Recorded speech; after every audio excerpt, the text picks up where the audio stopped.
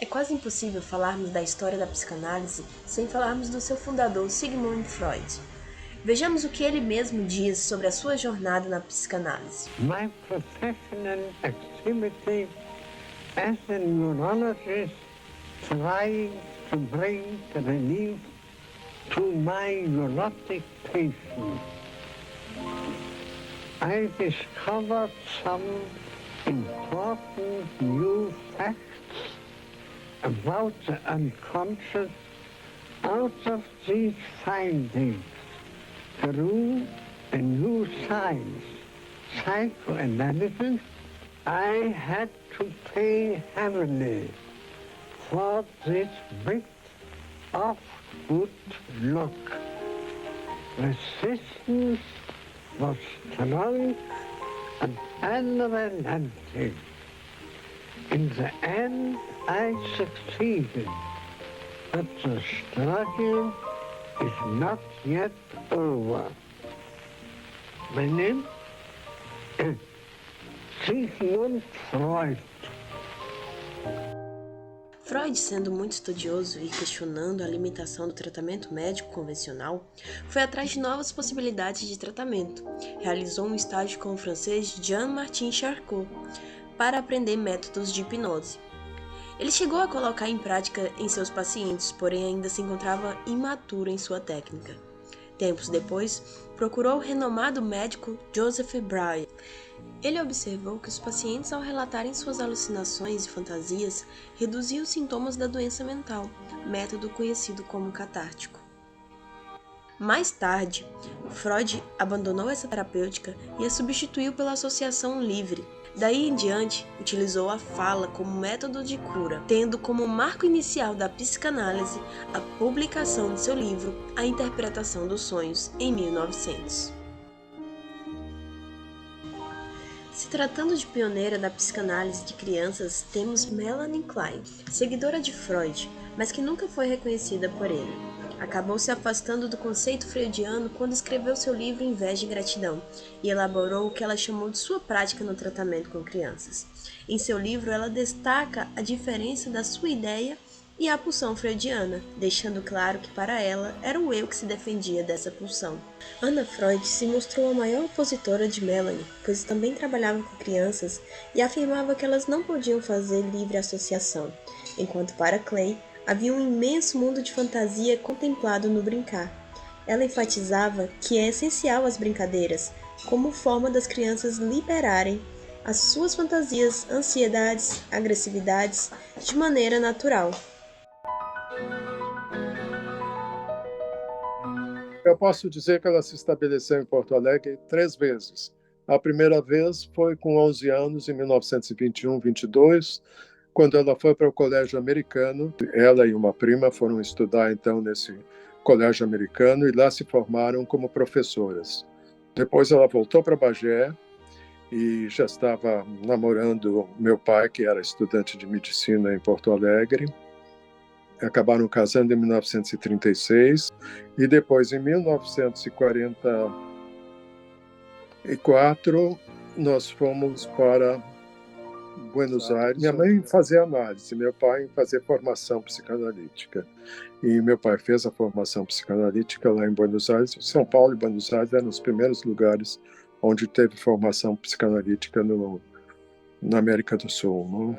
Ela fez análise com o Célio Ernesto Cárcamo, que era um grande psicanalista argentino, um dos pioneiros da psicanálise, fundadores da Associação Psicanalítica Argentina, e estudou principalmente com Arminda Berasturi, uma grande psicanalista, sem dúvida. Um exemplo até hoje. Né? E foi quando ela voltou, em 1947. Com 36 anos, ela terminou a formação, com 37 ela começou o trabalho psicanalítico em Porto Alegre, que foi um trabalho pioneiro, tanto dela quanto do meu pai. Morávamos numa casa de 2 andares, na parte de baixo tinha o consultório do meu pai, e minha mãe começou seu consultório de ludoterapia também. Na parte de baixo tinha 2 salas, enfim, e nós morávamos em cima, eu e minha irmã. E é que ela não encarava ser pioneira. Ela nem pensava nisso, eu acho. Ela fazia o que ela gostava muito disso, ela gostava de ensinar. Preconceito como mulher, se ela teve alguma dificuldade com o fato de ser mulher, ela resolveu lá na análise dela com Kafka.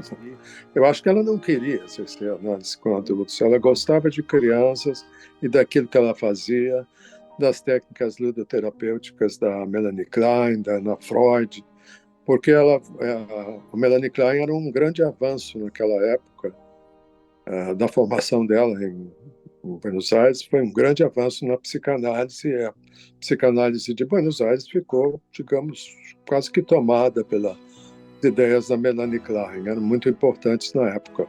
Mas minha mãe não era uma fundamentalista kleiniana, digamos. Ela estudou Margaret Mahler, Winnicott, Anna Freud, enfim, todos os grandes analistas infantis. Ela não era uma fundamentalista kleiniana.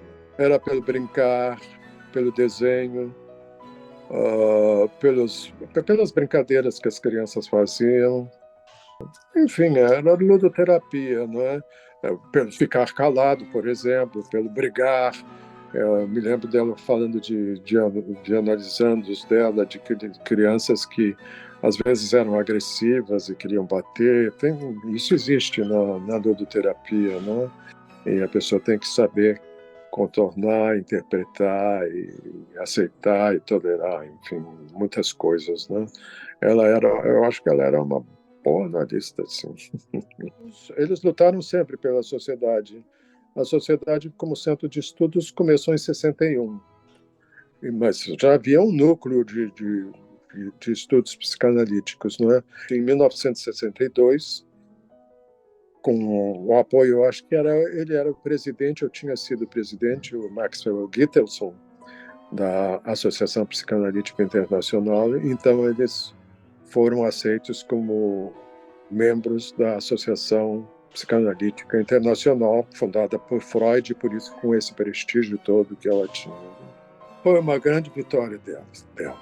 Foi uma grande vitória do casal. Eles lutaram muito para isso, mas a luta foi muito grande e despenderam muita energia. Eles eram os primeiros, os pioneiros, e lutaram muito. E eu me lembro, tem uma fotografia deles em Estocolmo, em 1962, quando foi a Sociedade de Psicanalítica de Porto Alegre foi reconhecida como membro da Associação Psicanalítica Internacional, foi no congresso lá em Estocolmo. A vida deles era realmente a Sociedade de Psicanálise de Porto Alegre e a Associação Psicanalítica.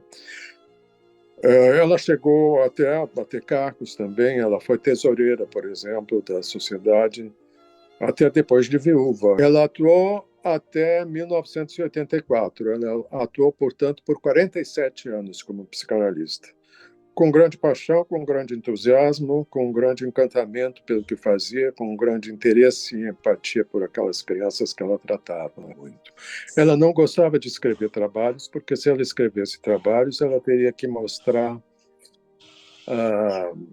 as situações clínicas, e numa cidade daquele tamanho e com um meio menor assim de pessoas que se analisavam, de crianças, então isso poderia ser reconhecido, não é? Seria a questão do sigilo era muito importante, não é? E ela tinha dava muita importância a essa situação de sigilo médico, sigilo analítico, não é? Que a gente tem que ter. Ela criou um grupo de estudos então, centro de psicanálise, que depois se transformou em grupo e depois se transformou em sociedade. Ela tinha grandes amizades entre aquelas pessoas que estudavam juntamente com ela. Elas começaram estudando, que depois se transformou num grupo de estudos psicanalíticos sobre a infância.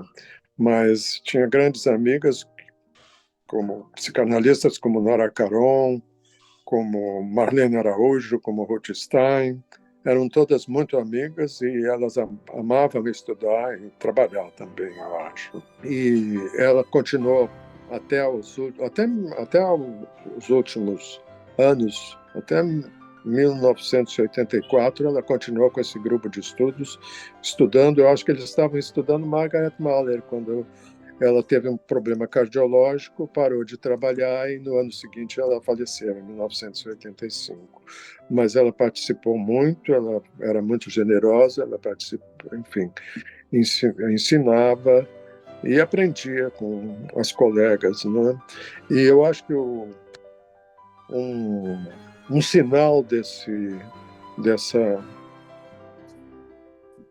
generosidade toda que ela teve sempre no estudo e na importância que ela teve na análise infantil é que existe hoje o prêmio Zaira de Bittencourt Martins para melhor trabalho de análise infantil bienal, eu acho que é. Um ano atrás fui eu até que entreguei o trabalho, enfim, em homenagem ao filho.